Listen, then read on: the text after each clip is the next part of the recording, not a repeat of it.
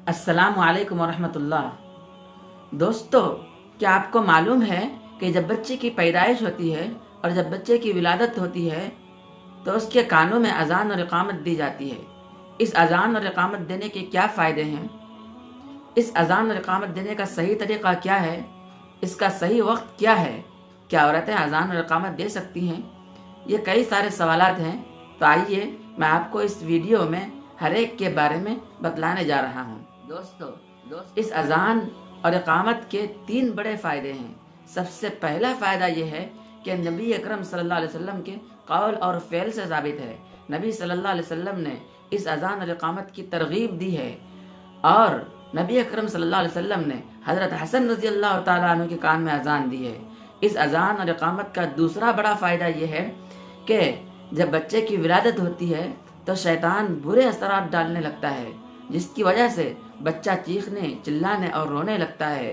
तो जब अजान और इकामत दी जाती है, इस अजान और इकामत की वजह से, इसकी आवाज़ की वजह से शैतान कोसों दूर भाग जाता है, जिसकी वजह से बच्चा शैतान के बुरे असरात से महफूज रहता है।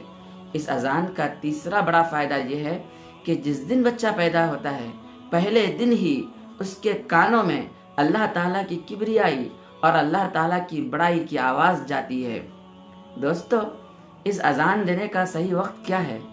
कुछ लोग पूछते हैं कि कब अजान देना चाहिए? क्या उसी वक्त फ़ौरन देना चाहिए या थोड़ी ताख़ीर भी हो सकती है? बसा औक़ात बच्चा डॉक्टर के पास होता है, हॉस्पिटल में होता है, जिसकी वजह से ताख़ीर हो जाती है, तो क्या थोड़ी देर से भी अजान दे सकते हैं? दोस्तों, बिल्कुल दे सकते हैं, कोई बात नहीं है, लेकिन जितना जल्दी हो सके जल्दी देना चाहिए। और इस अजान देने का सही तरीक़ा क्या है? तो बच्चे को साफ़ करके, या अगर नहलाने के काबिल है थोड़े गर्म पानी से तो बच्चे को नहला दिया जाए या साफ़ कर दिया जाए। उसके बाद अजान देने वाला क़िबले की तरफ अपना रुख कर ले और बच्चे को अपने मुंह के पास कर ले और अजान दे। अजान ज़्यादा ज़ोर से भी देने की ज़रूरत नहीं है कि बच्चे को तकलीफ़ हो, और ज़्यादा आहिस्ता भी ना दे कि बच्चे तक आवाज़ भी ना पहुँचे। दोस्तों, और एक सवाल किया जाता है, क्या औरतें भी अजान दे सकती हैं?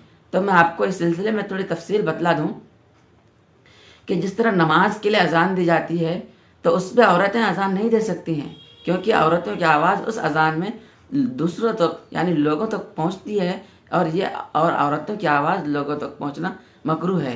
ये अजान का मकसद ये है, बच्चों के कानों में अजान देने का मकसद ये है कि सिर्फ बच्चे के दिल में अल्लाह ताला की बड़ाई और किबरियाई जागुज़ी हो जाए, तो इसमें औरतों को इजाज़त दी जाती है। लेकिन जब मर्द ना हो और औरतें पाक और साफ़ हो, हैज़ और निफास वगैरह से पाक हो। उम्मीद कि आपको तमाम बातें समझ में आ गई होगी।